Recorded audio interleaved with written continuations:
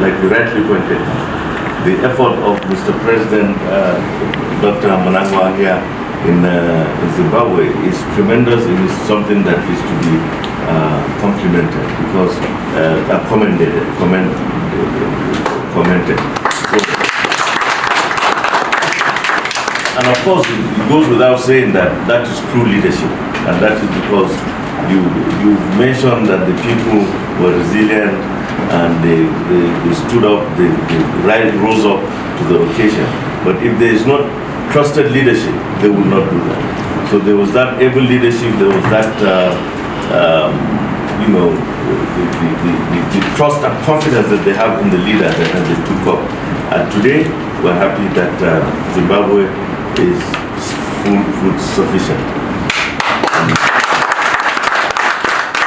So we want to look at that trajectory. We want to look at that system that we have started discussing with the director yesterday in some of the policies that you have laid down and some that we have read, like Busa you talked about. I even mentioned to him. I read about it last year. And these are areas that we need to see what can we do in such a situation that we find ourselves. It's not a small feat also to feed 230 million people. Whether we have challenges, but we have also, as a country, been able to rise up to the occasion in terms of agriculture. Agriculture used to be, 60 years ago, was the main income earner for Nigeria. But shortly thereafter, of course, the Black Bull came, and then agriculture was left in the dark. And now, because of the environment issues, the climate change issues, fossil fuel is becoming less relevant, and agriculture, because of growing population and climate change and the challenges, is becoming more relevant. So this is in a short presentation, the reason why we're here, to learn and also maybe to impact some of the areas. Like, we are also very good in rice production. We produce about 8 to 9 million tons of rice per annum. So that is a huge achievement for us. A lot of African countries, especially in the Western area, West Africa, come to Nigeria to learn how we have been able to achieve that good, tremendous result. In wheat, we started with 120,000 hectares last year, and this year we're doing 200,000 hectares. And we're averaging about 4 tons per hectare. So that is to say about 800, we target 800,000, which is still a drop in our demand, because we demand about 6 million tons of wheat every year. That's our consumption. 6 million every year. Yeah. So that's the situation, and we are happy that we are here. We have been to Uptrade's service center and their office. We're quite impressed with what we have seen. Especially in mechanization, 2 important things have to happen: good operation and good maintenance, and we have seen all that. I was telling Alex, I have seen some years ago, I saw a Belarus tractor in Egypt that was 50 years old and still operating.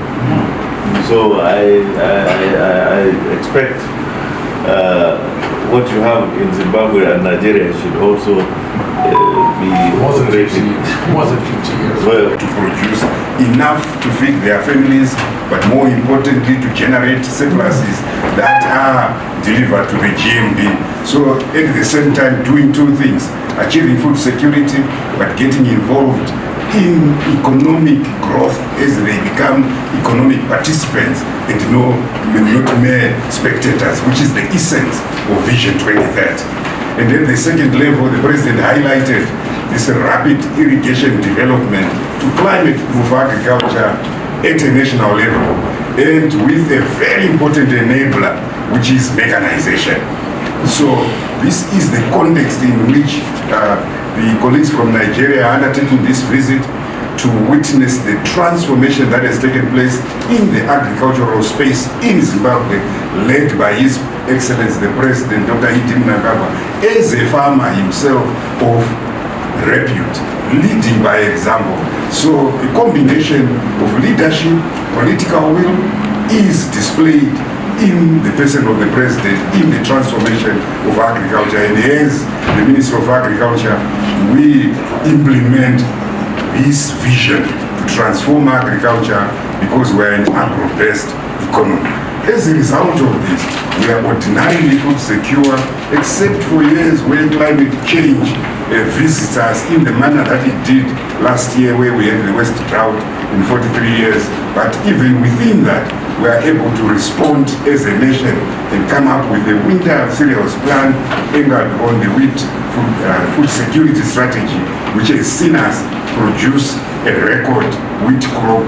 As of yesterday, I'm told by the team, we had achieved 563,961 metric tons, 21% above what we achieved last year, making Zimbabwe and Ethiopia the only wheat self-sufficient nations on the African continent. And when we shared notes with the colleague, I noted that they import quite a lot of wheat, so I found a market.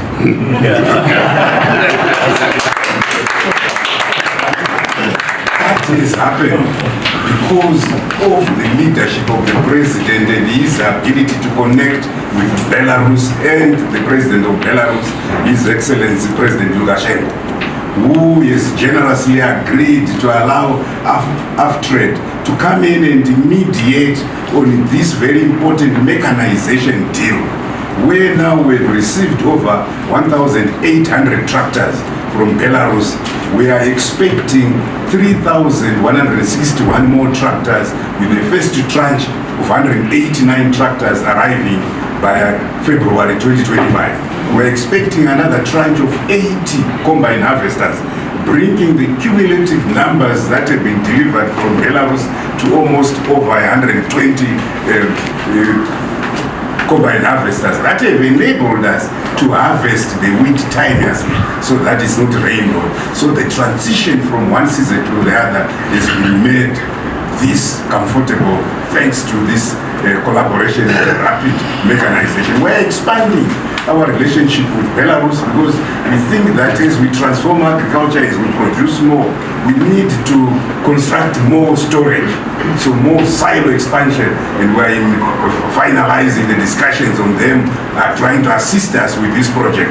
We are also saying that we need to convey the grain from farmers' fields to the silos, and we are expecting the first tranche of 30-40 tonner trucks by about February into the first half of next year. So this is value chain support. The whole mechanization thread is being supported by Belarus, and in this regard, I wish to thank the team from AfTrade for this ongoing support, for giving confidence to our farmers. And under sanctions and under very difficult circumstances, Zimbabwe has emerged in Southern Africa as perhaps one of those countries that our colleagues from Nigeria can visit and perhaps exchange notes on how we have, within the space of 4-5 seasons since the Second Republic came into being, transformed the agricultural space. We're producing wheat for only 2 months, and we import wheat from Ukraine, from Russia, from Canada. Now we are looking for export markets. So this is a good story. This is why we are here. The President, Dr. Idi Mnangagwa, and we are very grateful that he could accommodate this very important delegation in his very busy schedule in the morning. So, and of course, these colleagues, you probably have not seen them, but behind the scenes, each time you see a Belarus combine harvester, each time you see a Belarus low-bed ferrying the tractor, each time you see a Belarus combine harvester, the lead is the AfTrade. And here they have assisted us so much, and they are continuing with that assistance, which is the basis of the visit by the colleagues from Nigeria. What I would like to do is split, perhaps with your concurrence, Minister, this meeting into two. Because I know the fourth estate, there are lots of them here, and there are lots of other things, important things to report. we want them to afford them just a brief media opportunity, after which we will recuse them so that they can go and deal with other issues, so we can talk about the technical aspects ourselves of what we would like to do.